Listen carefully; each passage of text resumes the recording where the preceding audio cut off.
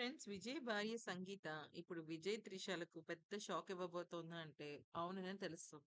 నిజం చెప్పాలి అంటే ఇక్కడ మనం ఒక విషయాన్ని గమనించాలి.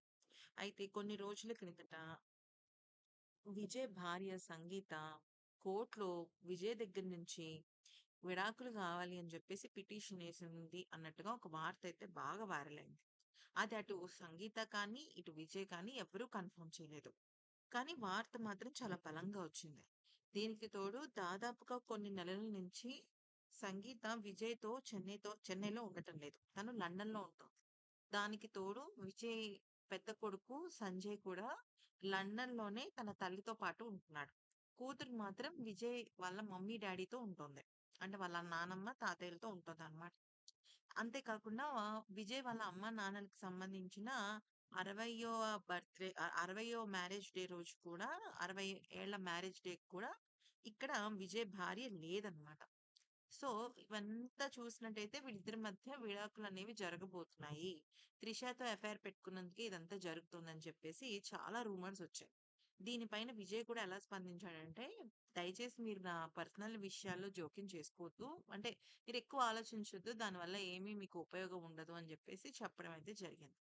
సో, ఇదంతా దృష్టిలో పెట్టుకొని ఇక విషయంలోకొచ్చినట్టయితే సంగీత ఇప్పుడు ఎప్పుడైతే తమిళనాడు సీఎం అయ్యాడో విజయ్ మనసు మార్చుకుంది. అదేంటి అంటే తను విడాకులు వెనక్కి తీసుకుంటోందనమాట.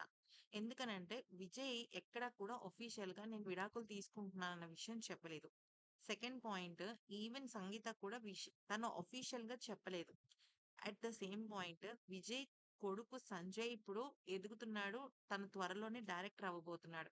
అంతే కాకుండా పొలిటికల్‌గా కూడా విజయ్ వారసుడు తన కొడుకు సంజయనే అవుతాడు.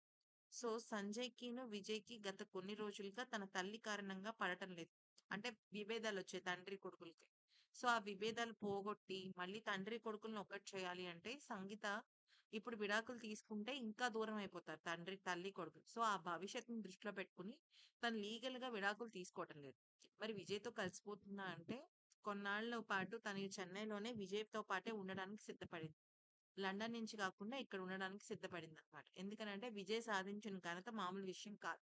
పైగా రూ. 650,00,00,000కు అధిపతి. సో, ఇవన్నీ దృష్టిలో పెట్టుకొని సంగీత తన విడాకుల్ని వెనక్కి తీసుకుంటోంది.